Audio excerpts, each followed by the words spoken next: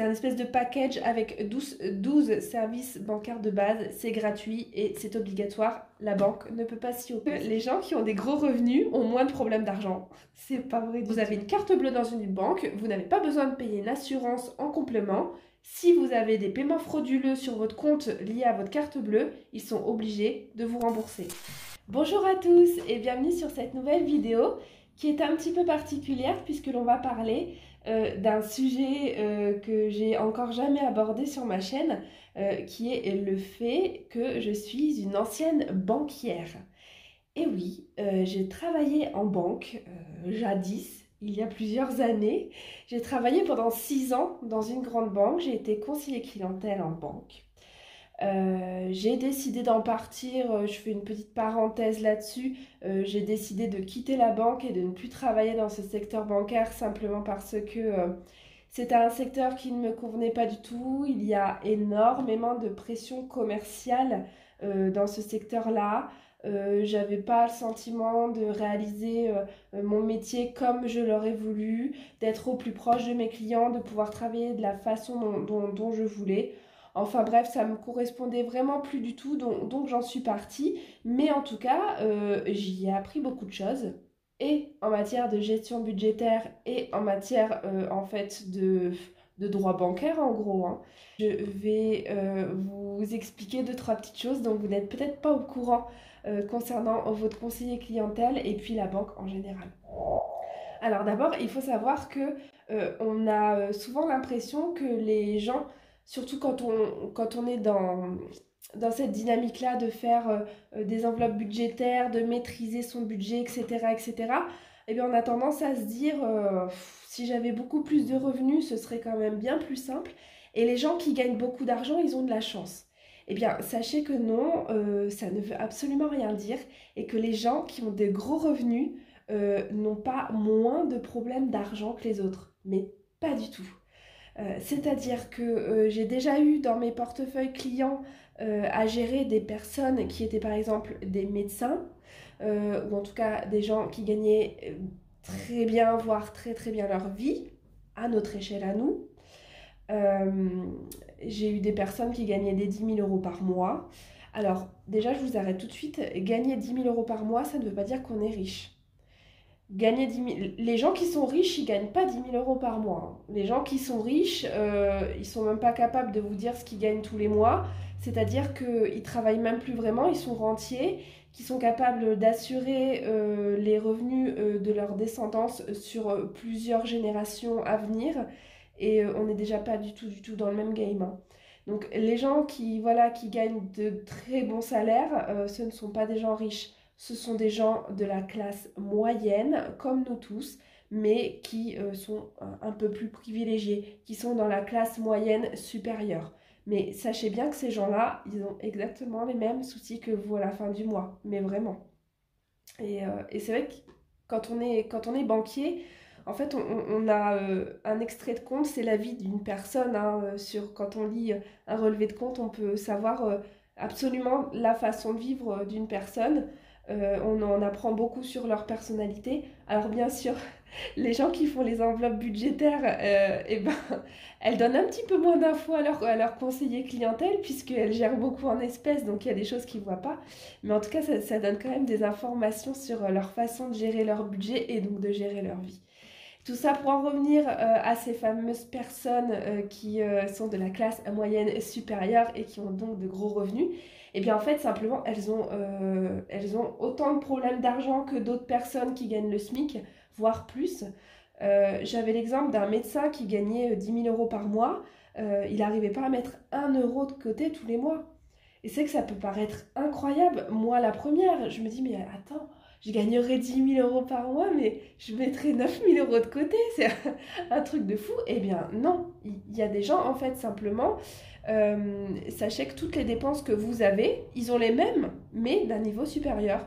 C'est-à-dire que vous, peut-être que vous allez rembourser 200 euros par mois pour un crédit voiture. Eh bien, eux, ils vont rembourser 1 000 euros par mois pour leur crédit voiture parce que leur voiture, ils vont l'avoir acheté 60, 70 000, 100 000 euros.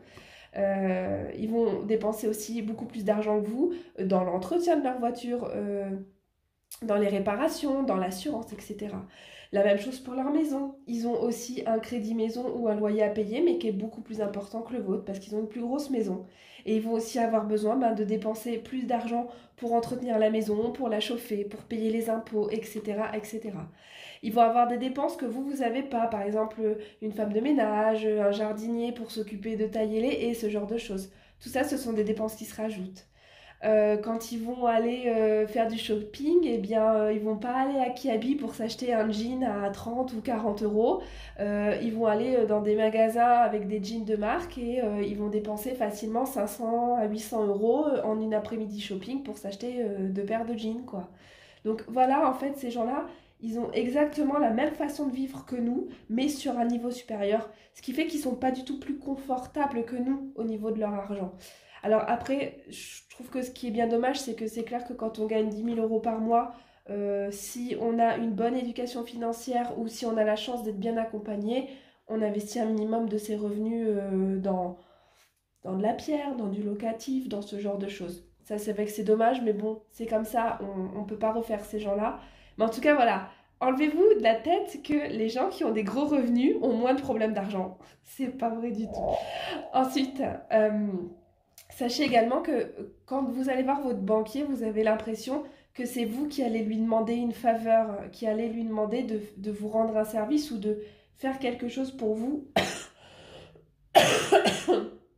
Pardon, je suis encore un petit peu malade, donc je risque de tousser pendant cette vidéo. Vous avez l'impression que quand vous allez voir votre banquier, c'est vous qui allez lui demander une faveur, mais en fait, non, on voit les choses à l'inverse.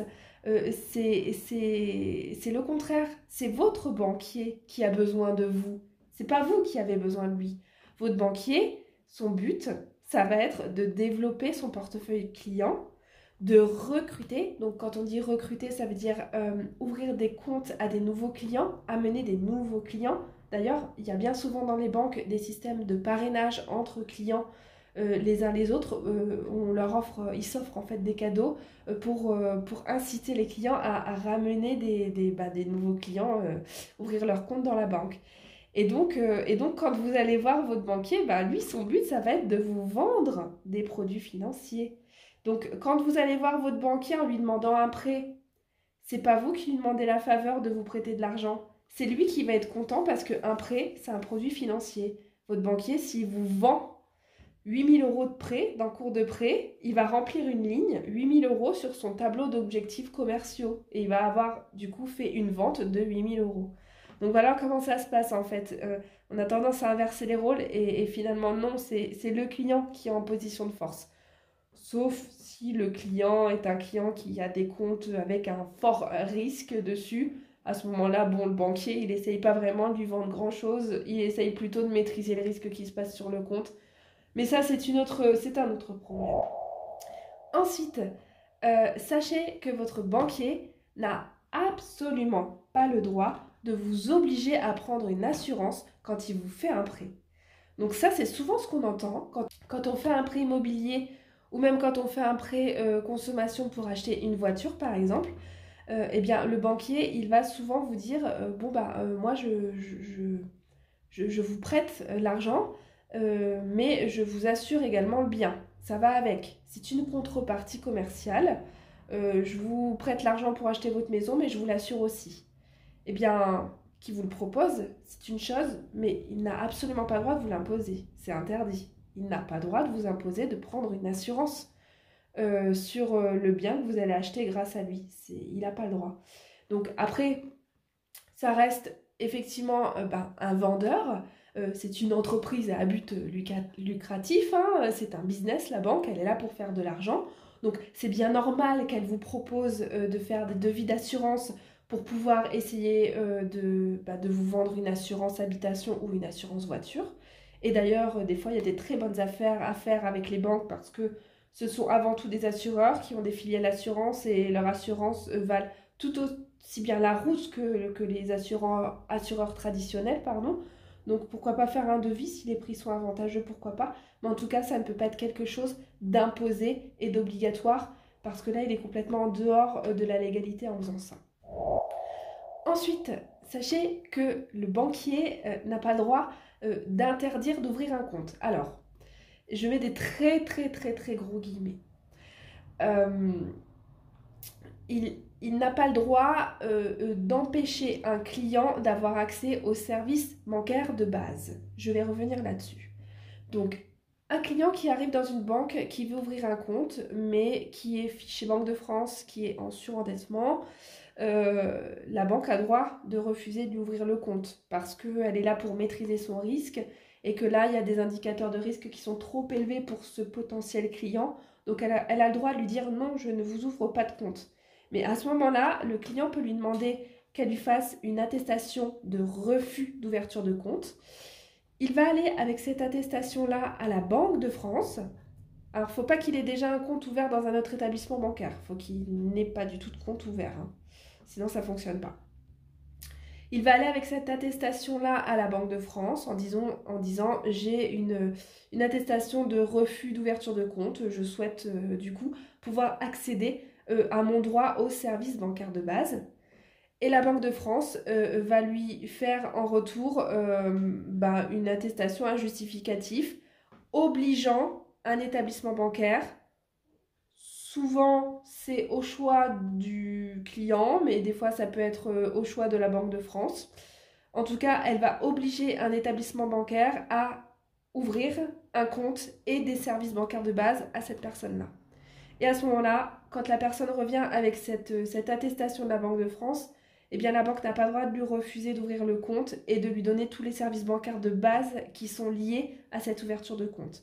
Il y a 12 services bancaires de base de mémoire. En tous les cas, ce qui est sûr, c'est qu'ils sont gratuits. Et donc, grosso modo, dans ces 12 services bancaires de base, vous pouvez les retrouver facilement sur Internet. Ça s'appelle le SBB. Dans ces 12 services, il y a l'ouverture d'un compte avec la fourniture d'un RIB, l'obtention des relevés de compte mensuels, de pouvoir déposer de l'argent et retirer de l'argent, d'avoir une carte bancaire. C'est un droit au service bancaire de base d'avoir une carte bancaire comment on dit, à autorisation systématique, c'est-à-dire que quand la personne va utiliser sa carte systématiquement, même pour 5 euros, ça va demander l'autorisation sur son compte pour savoir s'il y a les fonds avant d'autoriser le paiement. Donc elle aura droit à cette carte bancaire-là, droit à pouvoir domicilier des prélèvements, etc., etc. Enfin voilà, c'est un espèce de package avec 12 services bancaires de base, c'est gratuit et c'est obligatoire, la banque ne peut pas s'y opposer. Ensuite, sachez qu'une banque a l'obligation de laisser sur votre compte bancaire un solde bancaire insaisissable qui est à la hauteur du RSA, donc je crois que c'est un petit peu plus de 570 € à aujourd'hui. Nous sommes fin 2022. Mais voilà, grosso modo, dans les 550-570 €, la banque est obligée de laisser ce solde bancaire insaisissable. C'est-à-dire que si un huissier arrive avec une saisie à faire passer sur le compte d'un client, la banque doit laisser ces 570 et quelques euros sur le compte. Là, je parle juste du solde bancaire insaisissable. Je ne parle pas des autres revenus et des autres prestations qui ne sont pas saisissables. Il y a toute une liste de choses qui sont insaisissables. Ça, vous retrouvez la liste facilement sur Internet aussi. Mais là, je parle juste du solde qui est insaisissable. Donc, en fait, la banque doit vous laisser accès à ces 570 et quelques euros pour que vous puissiez acheter votre aliment, faire vos courses, hein, acheter votre alimentation, vous chauffer, payer votre loyer, etc., etc., etc. Alors ça, c'est dans les faits. Normalement, elle respecte cette règle-là. Je dis bien normalement parce que j'ai déjà vu dans la banque dans laquelle je travaillais des saisies où on laissait bien moins que ça. Et puis d'ailleurs, la plupart des clients ne sont pas au courant qu'il y a un solde bancaire insaisissable, donc ils disent rien. S'ils disent rien et que la banque laisse la saisie se faire, ça se fait, c'est comme ça. Par contre, ce qu'il faut savoir, et ce que je trouve complètement hypocrite, c'est que du coup, on a ce solde bancaire qui est insaisissable. Par contre, la banque va pouvoir faire passer ses frais bancaires dessus. C'est-à-dire que si un huissier vient donner une saisie sur le compte, la banque va dire non, à hauteur de 570, je ne peux pas vous donner. Par contre, je vais placer mes frais de saisie bancaire rejetés, qui sont peut-être, je sais pas, de 100 euros, 150 euros. Voilà, ça va pas gêner la banque de venir prendre 150 euros sur ce solde-là pour des frais bancaires, quoi.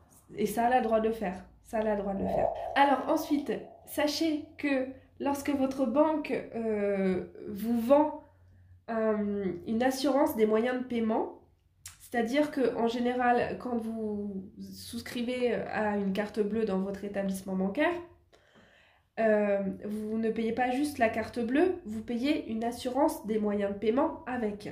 Souvent, c'est sous forme de package. C'est un pack avec des noms commerciaux. Le pack jeune, le pack machin, le pack avec une couleur, le pack bleu.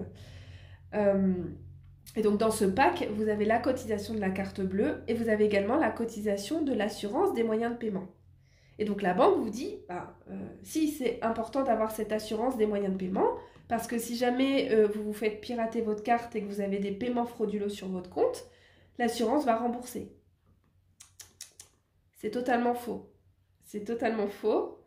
C'est contraire au code monétaire et financier. Ce n'est pas vrai. Il y a un principe qui est le principe du droit au remboursement, ou qu'il y ait une assurance des moyens de paiement ou pas, la banque est obligée de vous rembourser les paiements frauduleux, ainsi que les agios qui sont liés à ces paiements frauduleux, qui ont été pris sur votre compte. C'est une obligation.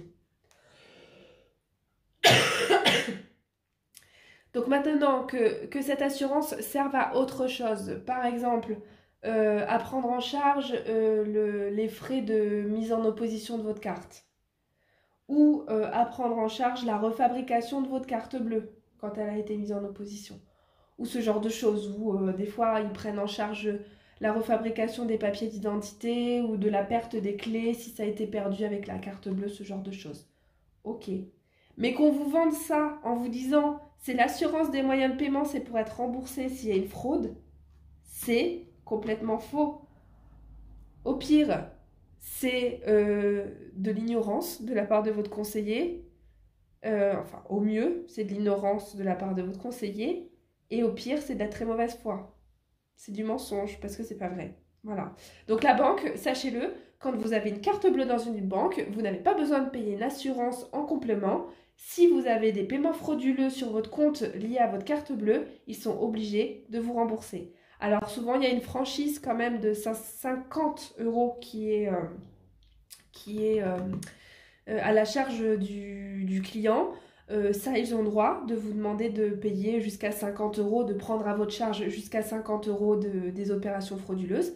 Mais s'il y a eu 1000 euros de paiement frauduleux sur votre compte, ils devront vous rembourser 950 euros, assurance des moyens de paiement ou pas. C'est obligatoire.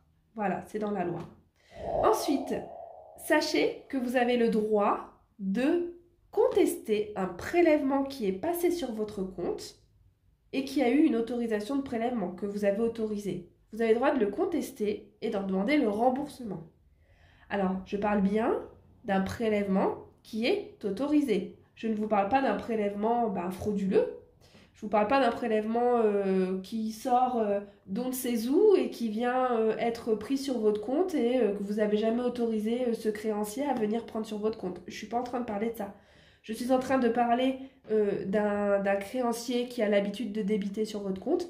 Par exemple, ça peut être EDF, ça peut être votre opérateur de téléphone, etc., etc. Vous avez l'habitude de les payer tous les mois, 30 euros pour votre forfait de téléphone, et puis un jour, ils vous prélèvent 80 ou 100 euros. Comme ça, alors ils vous ont envoyé une facture ou pas, peu importe, mais un jour, ils vous prélèvent voilà, une autre somme et vous n'êtes pas d'accord.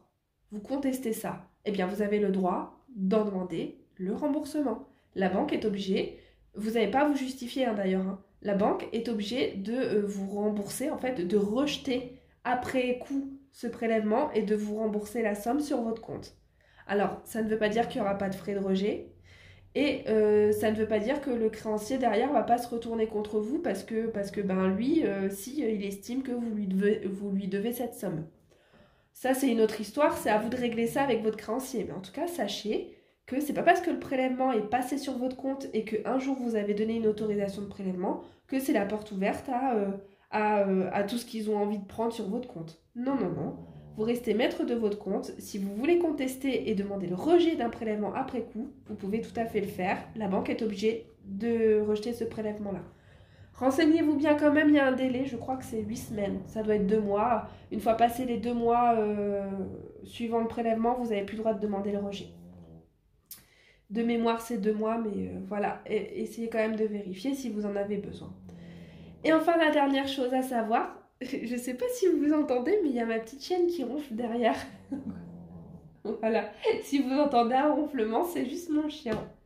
La dernière chose à savoir, bon là c'est le petit truc un peu sympa, en général on est tous au courant, c'est que quand vous ouvrez un livret, surtout pour les livrets pour les enfants, demandez toujours un geste commercial, franchement, quasi majorité des banques vont vous le faire. Vous ouvrez un livret, vous demandez que, même pour vous d'ailleurs, hein, vous ouvrez un livret à vous ou à vos enfants, et bien demandez à la banque si elle peut vous offrir le premier versement. Vous lui demandez si elle peut vous mettre un geste commercial. Vous mettez en place un versement automatique de 20 € tous les mois. Vous lui demandez si elle peut vous offrir le premier versement de 20 € sur le premier mois. Généralement, ils ont quand même une petite marge de manœuvre. Généralement, il y a toujours des offres commerciales, surtout pour les ouvertures de livrets pour les enfants. Donc en général, il y a vraiment très peu de chances qu'elle vous refuse ça. En tout cas, ça vaut le coup de demander. Et bien voilà, bon écoutez, c'était les 2-3 petites choses que j'avais envie de partager avec vous. Je ne sais pas si c'est quelque chose qui aura pu vous intéresser, je ne sais pas si ce sont des choses dont vous étiez au courant ou pas.